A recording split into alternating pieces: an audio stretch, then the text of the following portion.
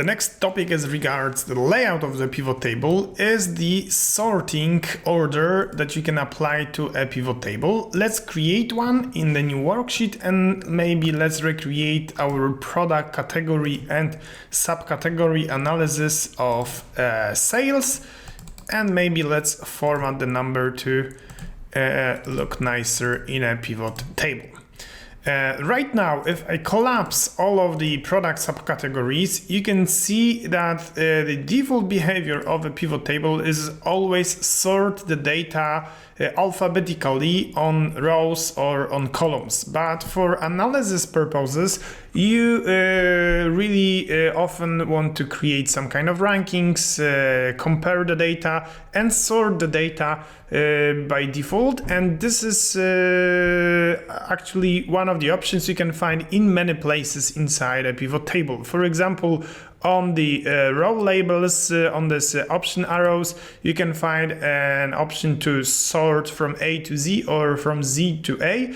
And under more sort options, you could actually sort the data descending by sum of sales. This is option number 1. There is actually a faster way to do it.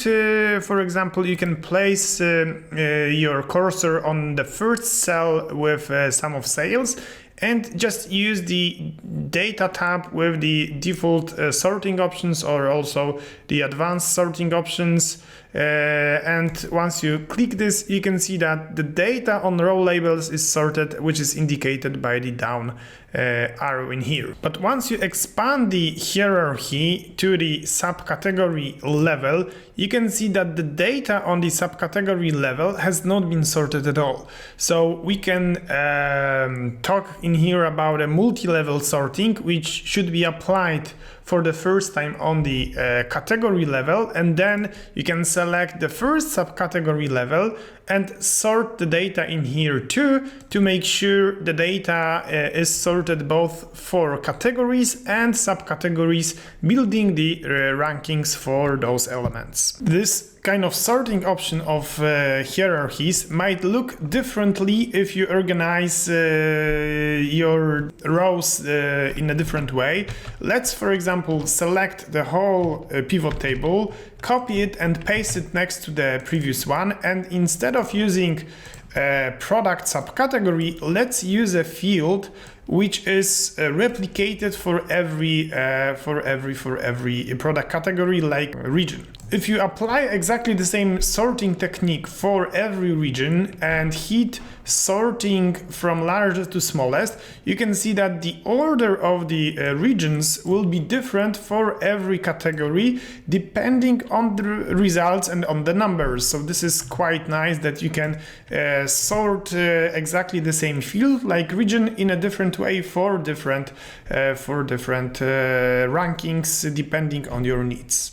Can these sorting options be applied also to columns? Of course, yes. Let's place order priority on columns. You can see the alphabetical order on top right now, but if you want to sort the data, you can either go to column labels to find the sorting options, or you can go even to a grand total and apply exactly the same sorting from the data tab, and you can see right now the correct descending order on the results.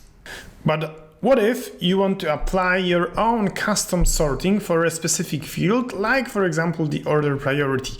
Let's try to create a new pivot table for that, but let's insert that pivot table into sheet number 3.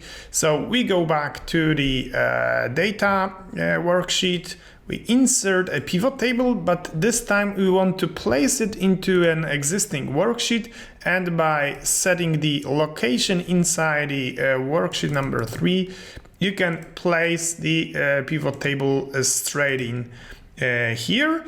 And by doing so, we are ready to place order priority on rows and, for example, sales on values.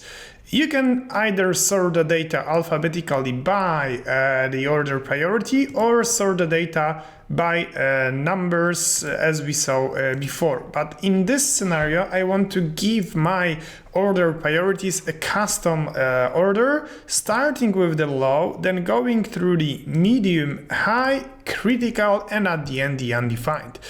To apply a manual order, you can always drag and drop fields on rows and columns by selecting the frame around the cell where you can see the black crossing there. So I use the left mouse button to place low on top, then medium below, then high, then critical, and then undefined. This is my custom order, and by doing so I can quite easily apply the order of the items that I need.